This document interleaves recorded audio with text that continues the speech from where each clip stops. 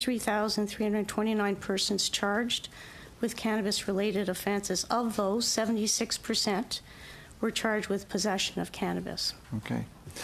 So we can provide the link for the Juristat to the committee. If you would, please, yes. So it came out in July. It's the Juristat for the year 2016 data.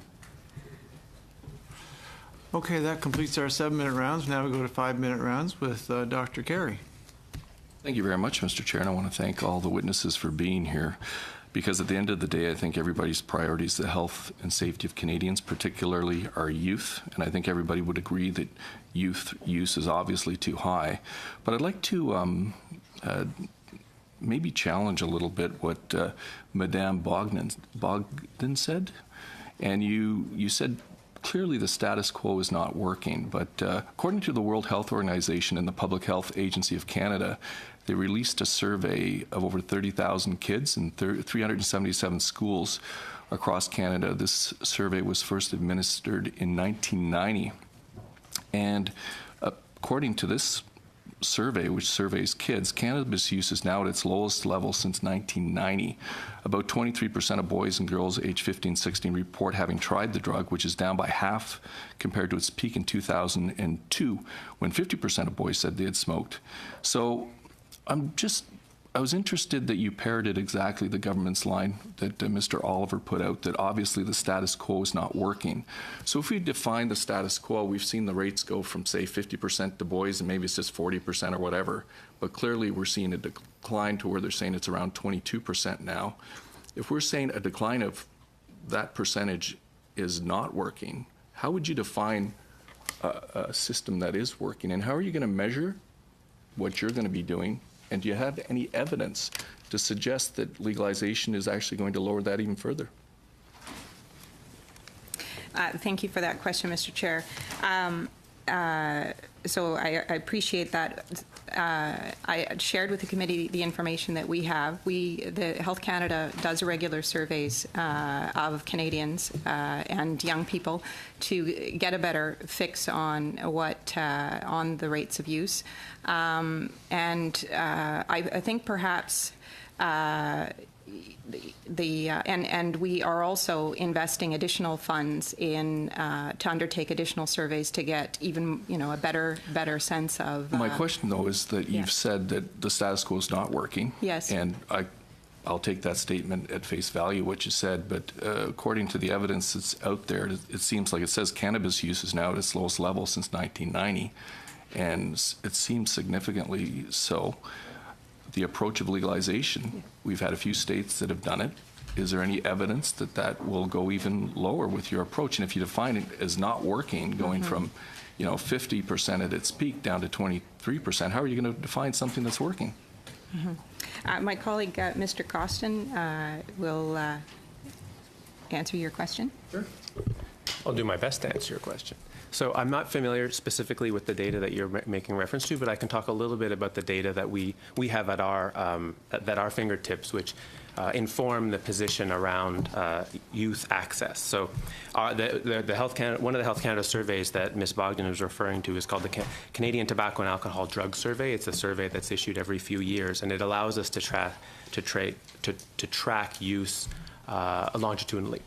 And most recent data comes from the 2015 survey, and this is the data that is often described. The 15 to 19-year-olds report about 21% report use, 20 to 24-year-olds report about 30% use. When we look at this survey over the course of the past decade, the levels have been fairly unchanged. They've been relatively unchanged at those levels.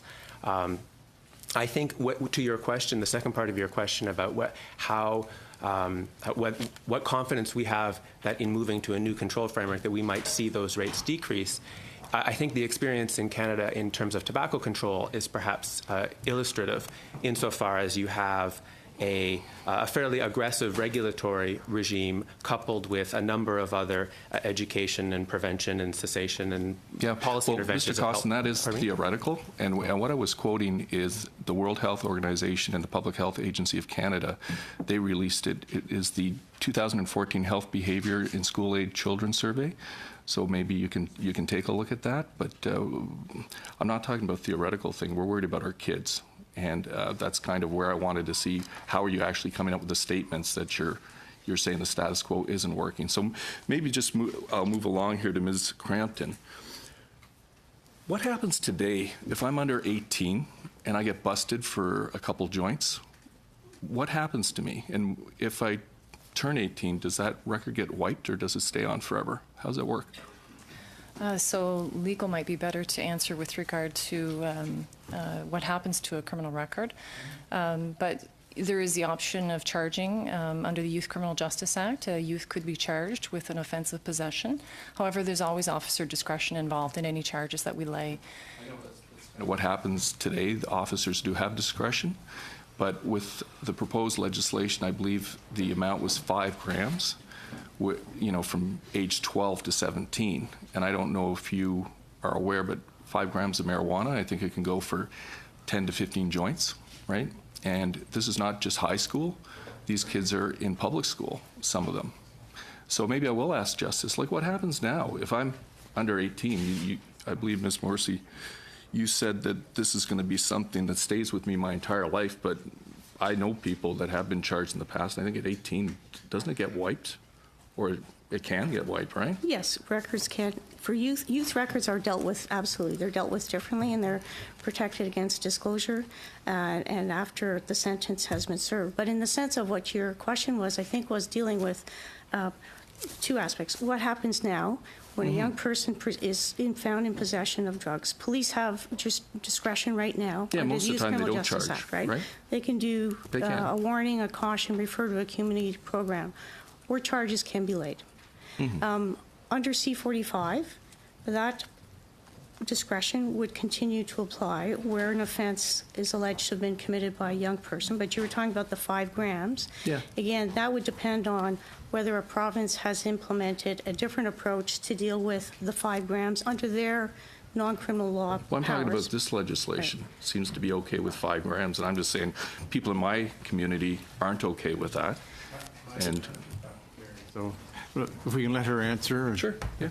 So I would just say that Bill C-45 is not promoting, condoning the use of cannabis, but it recognizes that a young person who does come into possession and uses a very small amount, 5 grams or less, would also be exposed to a greater harm that comes with the criminal records, which can affect their ability to for employment. It can affect other issues down.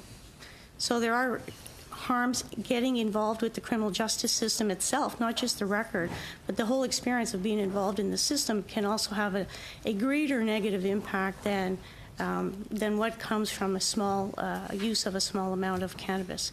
But that all of that to say as well that the government, as has been noted, is having a public education campaign to promote awareness not only amongst youth but amongst all Canadians about the harms of cannabis use, etc. So that would be part of the targeting for youth, not to have access to it.